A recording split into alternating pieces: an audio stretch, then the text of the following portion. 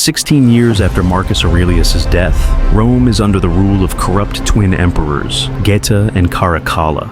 The once great vision of Rome has crumbled, and the city faces impending doom. In Numidia, 200 AD, a young man named Lucius Verus Aurelius, who goes by Hanno, tends to his fields with his wife, Arishat.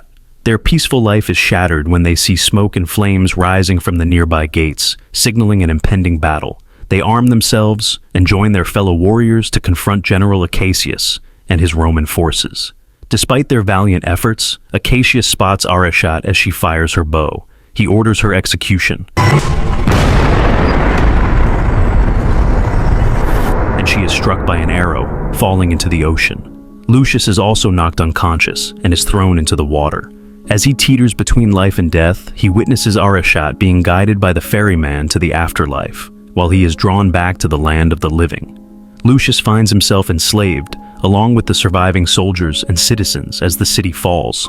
Acacius returns to Ostia, where he is rewarded by the twin emperors, Geta and Caracalla. Geta reveals their ambitions to conquer Persia and India next, while Acacius argues that they should focus on the welfare of Rome's citizens. Geta denies Acacius time with his wife, and instead makes plans with Caracalla for gladiator games in the Coliseum. Lucius and the other slaves are taken to Antium, where they are forced to fight in an arena overseen by the stablemaster Maximus. The captives are pitted against feral baboons. The Numidian chieftain, Jabartha, chooses death and allows a baboon to attack him. Lucius battles one of the beasts, biting its arm before strangling it to death with his shackles. Maximus quickly notices Lucius's skills and later matches him against the gladiator trainer, Vigo. Impressed by Lucius's fighting abilities, Maximus recognizes the rage within him. Lucius reveals his desire to kill Acacius, and Maximus promises that if Lucius fights fiercely enough, he may get the chance to seek his revenge in Rome.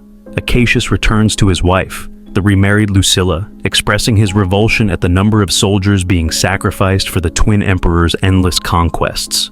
Together they conspire to instigate an insurrection with allies such as Gracchus. Maximus takes Lucius to a lavish party hosted by Senator Thrax.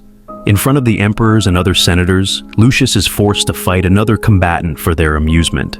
Despite his desire to avoid violence, he is compelled to engage and ultimately ends up impaling his opponent. After the fight, Geta approaches Lucius and poses a question, but Lucius responds only by quoting Virgil, "The gates of hell are open night and day, smooth the descent and easy the way, but to return and view the cheerful skies, in this the task and mighty labor lies." The gladiator games begin as Lucius and others enter the Coliseum. As he runs his hands through the arena's dirt, Lucilla recognizes him. Lucius faces undefeated champion Glycio, who viciously defeats the other gladiators while riding his pet rhino. In a brutal showdown, Lucius is knocked down, but when Geta offers Glycio a chance to spare him, Lucius persists and ultimately impales Glycio, receiving the signal to decapitate him. Later, in her private quarters, Lucilla reflects on the Virgil quote and recalls exiling Lucius for his safety. Tearfully, she realizes her son has returned, while Maximus begins to piece together the truth. Lucius befriends Ravi, the gladiator doctor who treats his wounds. Later, Gracchus brings Lucilla to meet Lucius so she can reveal his true parentage. He is the son of Maximus. Lucius, angered by her past actions and Acacius's role in Arishat's death, orders her to leave his cell. Determined to help, Lucilla approaches Acacius. Lucius trains and later participates in a naval battle with the other gladiators. He leads them to victory by targeting the enemy ship's oars before ramming into it. In a moment of rage, he attempts to shoot Acacius with his crossbow, but the bolt flies between Geta and Caracalla, which they perceive as a personal threat. Maximus confronts Thrax at his home to demand repayment of a large debt. In exchange for his debt, Thrax reveals the plot to overthrow the emperors. Despite this information, Maximus forces Thrax out. Acacius and Lucilla are then brought before Geta and Caracalla, who declare them traitors and plan to imprison them. Maximus persuades Geta to punish Acacius by having him fight in the games. Lucius grows closer to Ravi, who shares his past as a former slave who earned his freedom through combat. Ravi shows Lucius a shrine to gladiators, where Maximus's name is crossed out, but his armor and sword remain, along with the words, "What we do in this life echoes in eternity." In the arena, Acacius fights the Praetorian Guard, defeating them all before facing Lucius. During their battle, Lucius has Acacius at his mercy, but chooses not to kill him after Acacius professes his love for his mother and loyalty to his father. Instead, Geta orders the Praetorian Guard to execute Acacius with arrows.